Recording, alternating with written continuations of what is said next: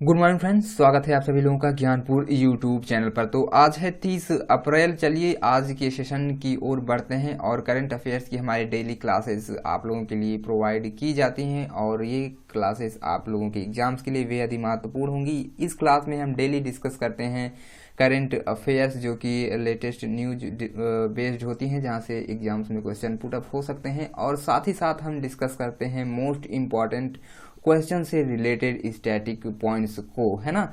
तो क्लास बेहद ही इंपॉर्टेंट होती है आप सभी लोगों के लिए, तो इसीलिए मैं बार बार रिक्वेस्ट करता हूं कि आप लोग वीडियो को पूरा और लास्ट तक एंड तक पूरा, है ना, अच्छे से देखा कीजिए। तो चलिए आज के सेशन की ओर बढ़ते हैं। तो आज का हमारा पहला क्वेश्चन है, हाल ही में झूमा खातून को डोपिंग टेस्ट में फेल होने पर कितने साल का प्रतिबंध लगाया है? तो 4 साल का प्रतिबंध लगाया गया है झूमा खातून पर, है ना। तो डोपिंग टेस्ट जो है एक टेस्ट एजेंसी होती है जिसमें परीक्षण किया जाता है खिलाड़ियों का, और इसमें फेल हो जाने पर उन पर प्रतिबंध लगा दिया गया है, यानी 4 साल का अब इन पर प्रतिबंध लगा दिया गया है। चलिए कुछ इंपॉर्टेंट पॉइंट्स की ओर डिस्कस करते हैं। तो धाविका जो है ये थी झूमा खातून और ये भारत देश की हैं। तो बात करेंगे डोपिंग होता क्या है, तो पहले ही मैं बता चुका हूं, लेकिन यहाँ पे एक बार फिर से आप लोग देख लीजिए। तो डोपिंग का मतलब होता है खिलाड़ियों द्वारा उन पदार्थों का सेवन करना जो उनकी शारीरिक क्षमता को बढ़ाने में मदद करता है और इससे वह अपनी क्षमता से ज़्यादा अच्छा प्रदर्शन करते हैं। तो ये मैटर था, इसलिए इन्हें जो है इन पर 4 सालों का प्रतिबंध लगा दिया गया है, यानी कि अब ये 4 साल तक जो है इस धावक रेस में भाग नहीं ले पाएंगी। अब बढ़ते हैं आगे नेक्स्ट क्वेश्चन की ओर। तो उससे पहले यहाँ पे वाडा आया है, तो वाडा को भी हम देख लेते हैं, इंपॉर्टेंट फैक्ट्स बनता है वाडा से भी। तो किसी भी खिलाड़ी या किसी भी जो खेल में खिलाड़ी होते हैं डोपिंग का प्रयोग ना करें, इसकी देखरेख वाडा के द्वारा की जाती है। वाडा होता क्या है, तो यह वाडा एक तरह की संस्था होती है। बात करेंगे वाडा के फुल फॉर्म की, तो वर्ल्ड एंटी डोपिंग एजेंसी हो जाता है वाडा का full form. Most important full form है, आप लोगों को याद होना चाहिए, जिसे हिंदी में विश्व डोपिंग विरोधी संस्था भी कहते हैं। स्थापना कब की गई थी वाडा की, तो 10 नवंबर 1999 में वाडा की स्थापना की गई थी। मुख्यालय की अगर बात करेंगे तो मॉन्ट्रियल यानी कनाडा में इसका मुख्यालय है और इसके अध्यक्ष वर्तमान समय में जॉन फाहे जी हैं। तो ठीक है, चीज़ें क्लियर हुई होंगी वाडा से रिलेटेड, और डोपिंग से रिलेटेड जो भी क्वेश्चंस यहाँ पे बन सकते थे एग्जाम्स में क्लियर कराया गया है आप लोगों को। बढ़ते हैं आगे के क्वेश्चंस की ओर, और आपका यहाँ पे नेक्स्ट क्वेश्चन दिया हुआ है, विश्व कार्यस्थल स्वास्थ्य व सुरक्षा दिवस यानी world day for safety and health at work कब मनाया गया है? तो यह मनाया गया है 28 अप्रैल को, यानी ऑप्शन नंबर यहाँ पे सी बिल्कुल करेक्ट हो जाएगा। चलिए कुछ इंपॉर्टेंट पॉइंट्स की ओर बढ़ते हैं यहाँ पर। तो इसे मनाया जाने का उद्देश्य क्या है? तो जो इस दिवस को मनाए जाने का उद्देश्य है वह विश्व भर में व्यावसायिक दुर्घटनाओं और बीमारियों की रोकथाम को बढ़ावा देना है और कार्यस्थल पर स्वास्थ्य और सुरक्षा को सुनिश्चित करने के बारे में जागरूकता बढ़ाने के लिए 2003 से हर वर्ष 28 अप्रैल को मनाया जाता है। तो 2003 से मनाया जा रहा है यह हर वर्ष। चीज़ें क्लियर हुई होंगी इस पॉइंट से, किस लिए यह मनाया जाता है, इसका उद्देश्य क्या है, तो चीज़ें आप लोगों को यहाँ पे डिस्कस किया गया है। अब नेक्स्ट पॉइंट देख लेते हैं, इस दिवस को मनाने की घोषणा जो है अंतर्राष्ट्रीय श्रम संगठन यानी ILO ने की थी। तो क्या हो जाता है, इंटरनेशनल लेबर ऑर्गेनाइजेशन, ILO का फुल फॉर्म हो जाता है, और इन्हीं के द्वारा इसे मनाने की घोषणा की गई थी। इस वर्ष की थीम क्या रही है? तो थीम मोस्ट इंपॉर्टेंट होती है, यहाँ से भी क्वेश्चंस बनते हैं। तो थीम इस वर्ष की रही है safety and health at work can save lives. एक बार फिर से देख लीजिए, safety and health at work can save lives. चीज़ें क्लियर हुई होंगी, और भी कुछ पॉइंट्स यहाँ पे दिया हुआ है ILO से रिलेटेड देख लेते हैं। तो ILO का फुल फॉर्म आप लोगों को पहले ही मैंने बताया, इंटरनेशनल लेबर ऑर्गेनाइजेशन होता है, जिसे अंतर्राष्ट्रीय श्रम संगठन कहते हैं हिंदी में।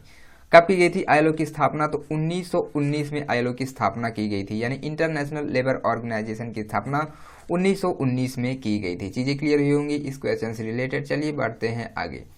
मुख्यालय पूछ लेता है कभी कभी, तो मुख्यालय इसका जेनेवा यानी स्विट्जरलैंड में है। अध्यक्ष कौन है? तो गाय राइडर इसके अध्यक्ष हो जाते हैं। चीज़ें क्लियर हुई होंगी। चलिए अब बढ़ते हैं नेक्स्ट क्वेश्चन की ओर, और हमारा नेक्स्ट क्वेश्चन यहाँ पे दिया हुआ है, हाल ही में कौन सा अस्पताल कोविड-19 के इलाज के लिए प्लाज्मा थेरेपी शुरू करने वाला पहला सरकारी अस्पताल बन गया है? तो कौन बन गया है? तो वो वहाँ पे बन गया है किंग जॉर्ज चिकित्सा विश्वविद्यालय, यानी ऑप्शन नंबर यहाँ पे बिल्कुल करेक्ट हो जाएगा।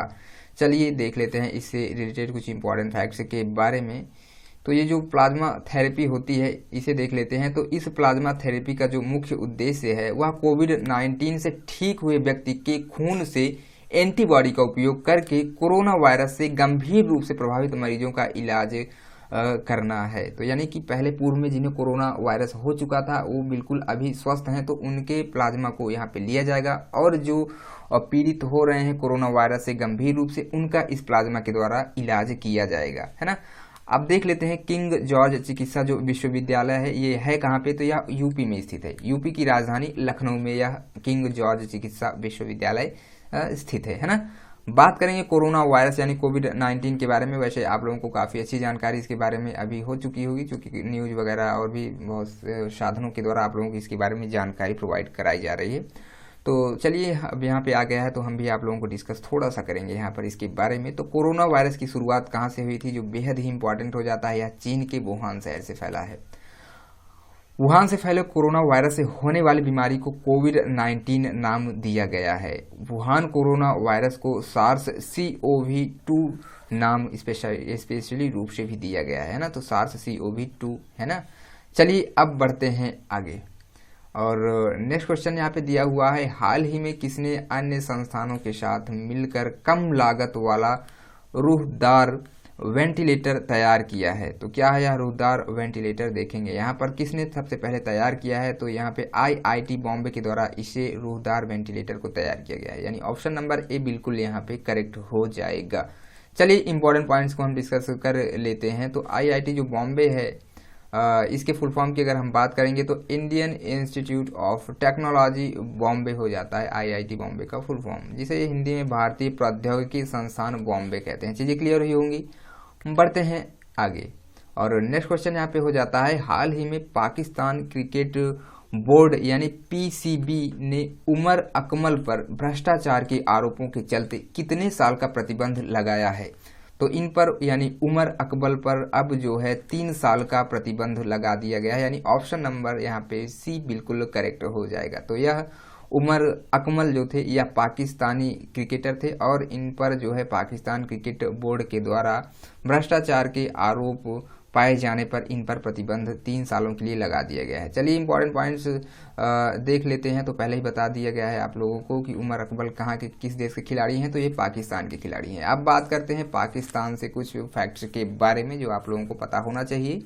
तो पाकिस्तान एशिया महाद्वीप में स्थित है, सबसे पहला पॉइंट यहाँ पे हो जाता है क्लियर। नेक्स्ट पॉइंट है राजधानी की अगर बात करेंगे तो इस्लामाबाद यहाँ की राजधानी हो जाती है। करेंसी क्या है, तो पाकिस्तानी रुपये यहाँ पे चलती है करेंसी।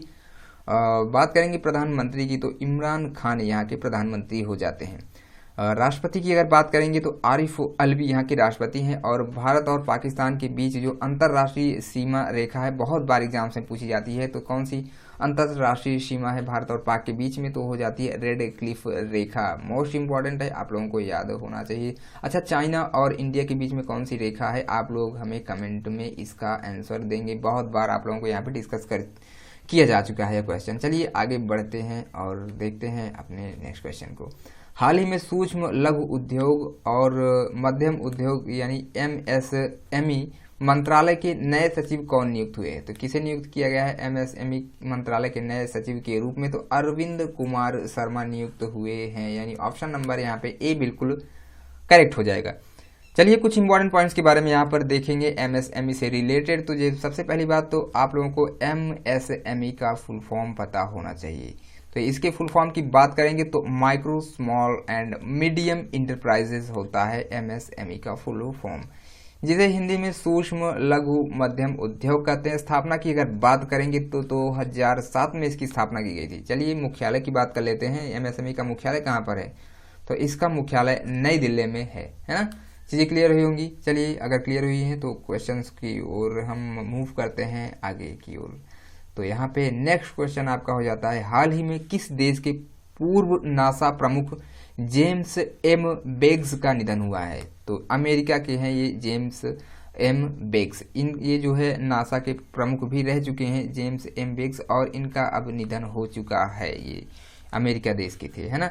चलिए कुछ इंपॉर्टेंट पॉइंट्स के बारे में देख लेते हैं। यहाँ पे बात आ गई है नासा की, तो नासा से क्वेश्चंस आपके एग्जाम में बनते हैं। तो नासा जो है यह अमेरिका की एक स्पेस एजेंसी है, जिसका फुल फॉर्म क्या होता है, यानी नासा का फुल फॉर्म क्या होता है, तो national aeronautics and space administration इसका फुल फॉर्म हो जाता है, जिसे राष्ट्रीय वैमानिकी और अंतरिक्ष प्रबंधन कहते हैं हिंदी में।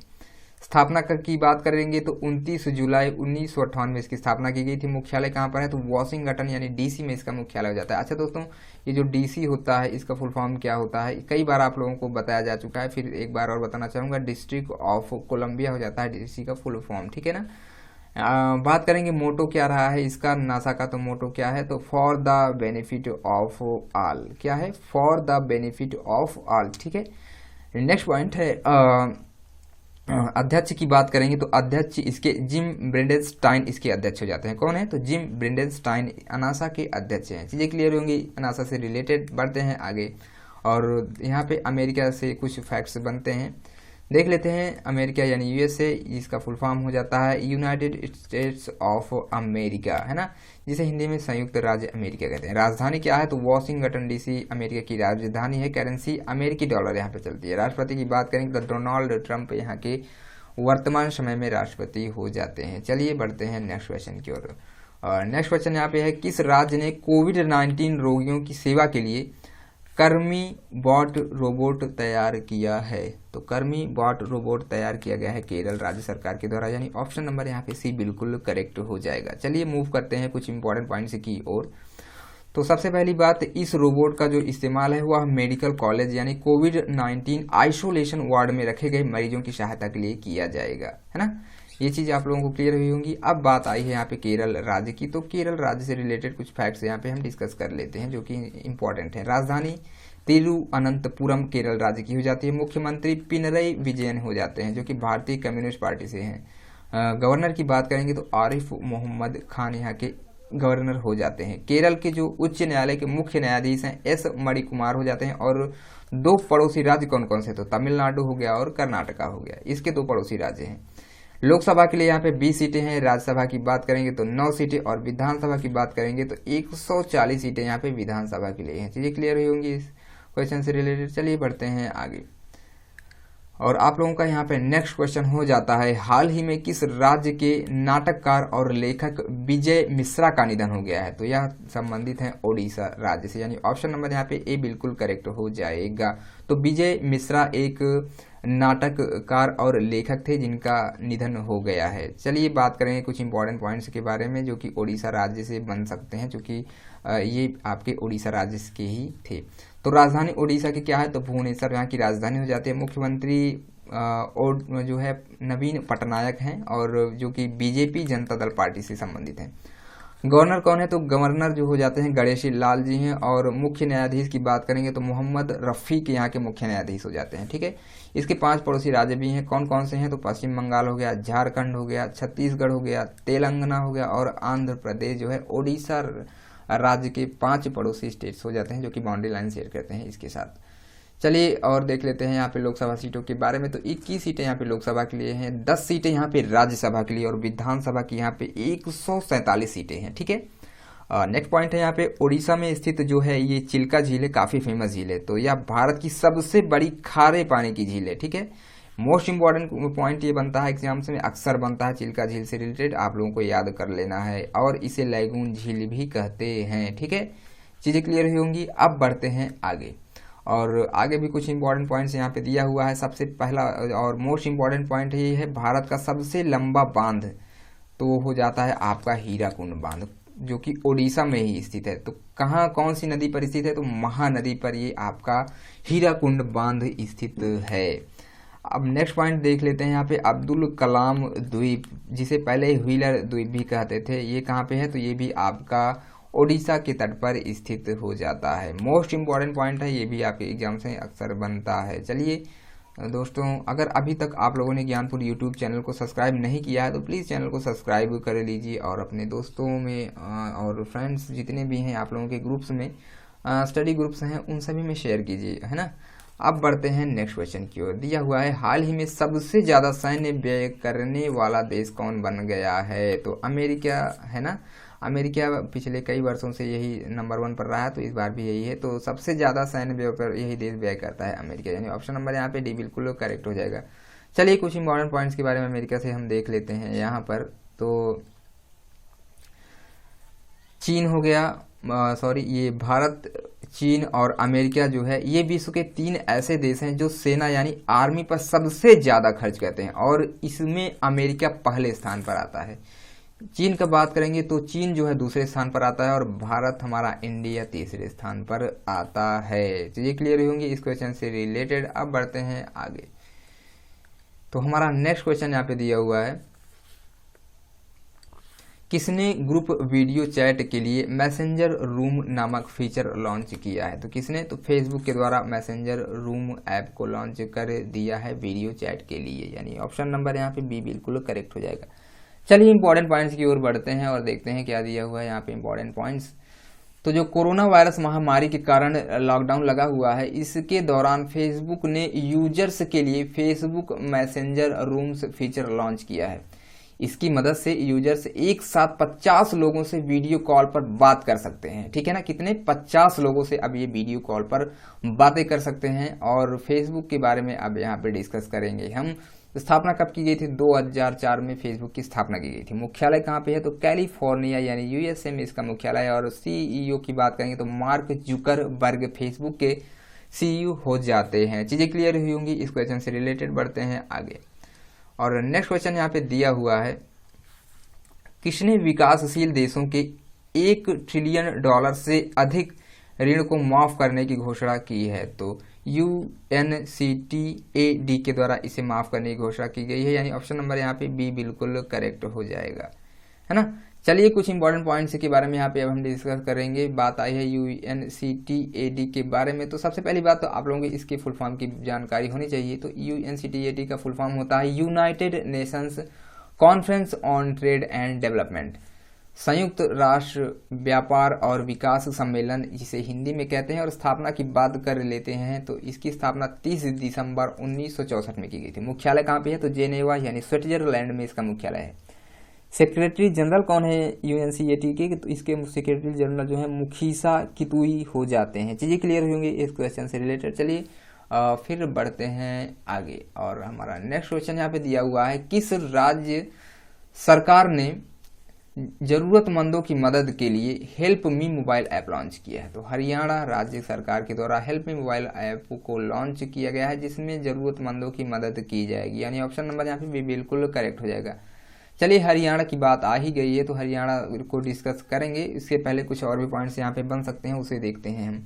तो इस ऐप के माध्यम से आपको मेडिसिन हो गया, जो बुक बैंक स्लॉट हो गया, कैश होम डिलीवरी और एम्बुलेंस बुकिंग, राशन कार्ड, किराने का सामान, फल सब्जी और दूध आदि की मदद आप लोगों को प्रोवाइड कराई जाएगी। अब बात आई है यहाँ पे हरियाणा राज्य की, तो देखेंगे इससे रिलेटेड फैक्ट्स को। तो राजधानी हरियाणा की छत्तीसगढ़ है।